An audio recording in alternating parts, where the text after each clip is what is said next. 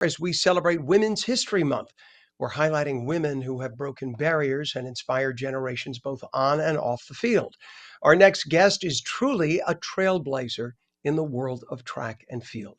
Joetta Clark Diggs built a legendary 24-year career, becoming an 11-time U.S. national champion and representing Team USA at 4 Olympic Games. A graduate of Columbia High School, a standout at University of Tennessee, she made history in New Jersey athletics and went on to rank among the top runners in the world for years. Today, she continues making an impact as a motivational speaker, author, founder of the Joetta Clark Diggs Sports Foundation, and that's helped more than 50,000 children across New Jersey stay active and build confidence through sports. And Joetta joins us now. It's an honor to have you on this morning. Good morning to you. Good morning, Ken. How are you?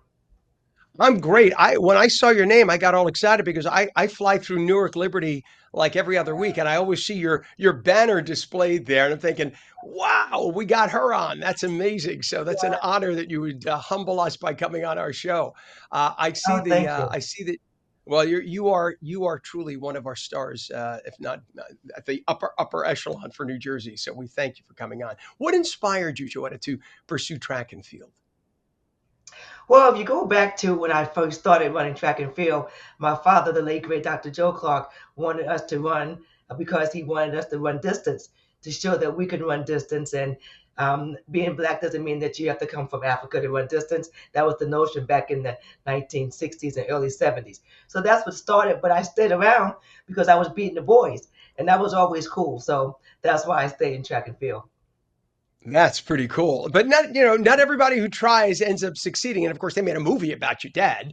Yes. It's just amazing that obviously stardom runs in the genes for your dad's persistence and ability to do what he did, and then for you to do what you did. You've had an extraordinary high school career, of course, in New Jersey, going undefeated in the 800-meter race. What do you remember most about those early years of competing?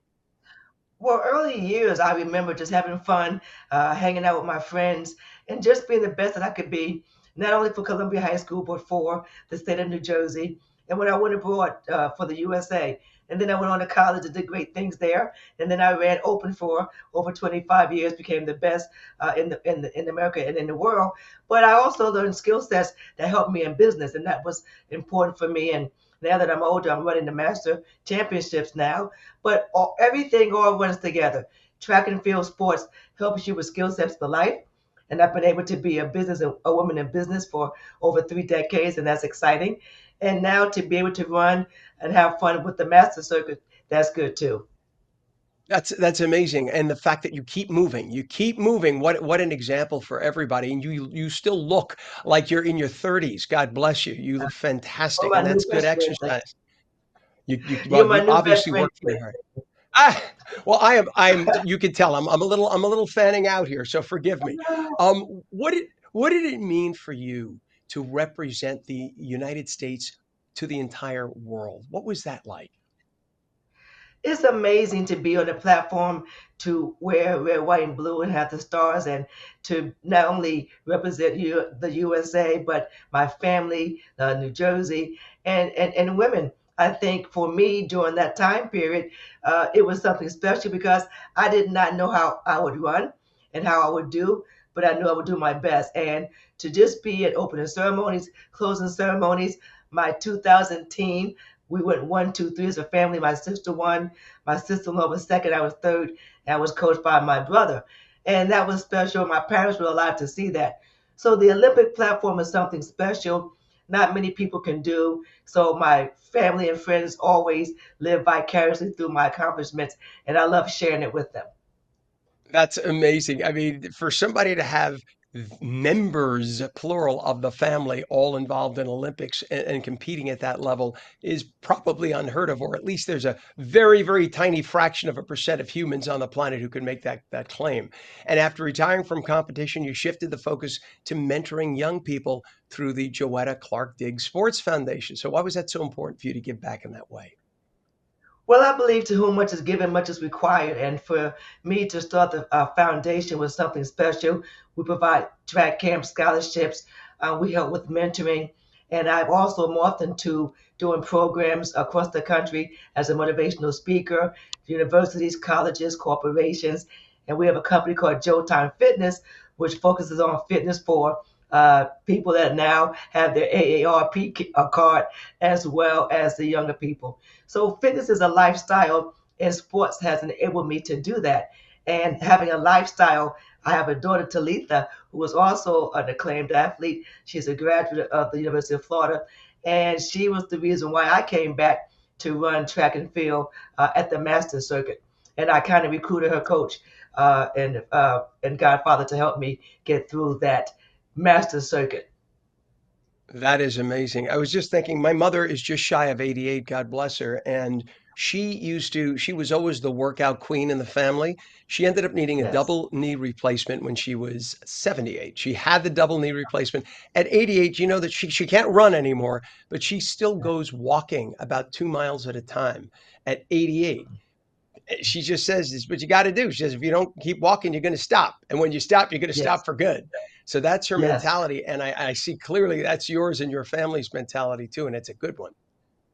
Yes, I think fitness is a lifestyle, and if you can't run, you can't jump, you can't throw, there are other things that you can do to help you stay healthy. Not only is it the fitness component, there's also the eating component and the mental component.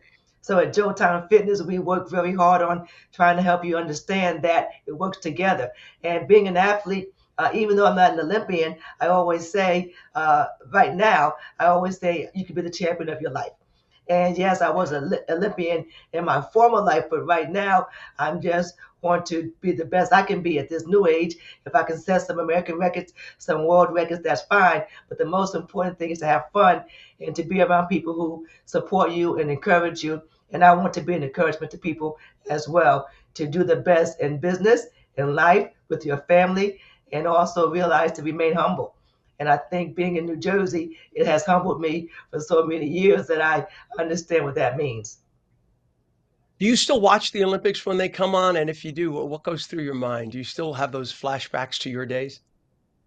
Yes, I do watch the Olympics now, and I watch how it has morphed into a bigger event with, with the internet and social media is at another level. But I always like watching opening ceremonies, closing ceremonies, of course, track and field because I know a lot of the athletes still. And what goes through my mind is that I was once in that position, and the joy that I had then, I still have the joy watching the athletes go through these stages now.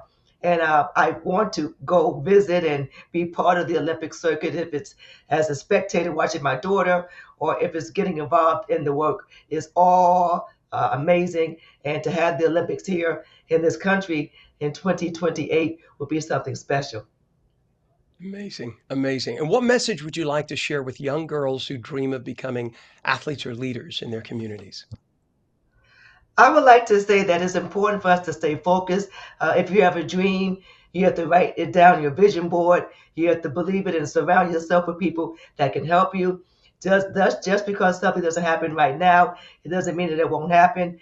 To be in sports and business, you have to remain vigilant and you have to be resourceful, and you have to also understand that if someone says you can't do something, they're saying that because they know that you can. But what's important is that you know that you can do it. So you put down the work that's needed for you to be successful. And to young ladies, I was once your age, and people believed in me and encouraged me, and that's what I want to do for you. So stay focused, and that's follow one course until successful. Amen. Olympic champion, motivational speaker, author, member of the New Jersey Hall of Fame, founder of the Joetta Clark Diggs Sports Foundation. Joetta Clark Diggs, thank you for coming on this morning. Thanks for having me, Ken. You bet. An honor.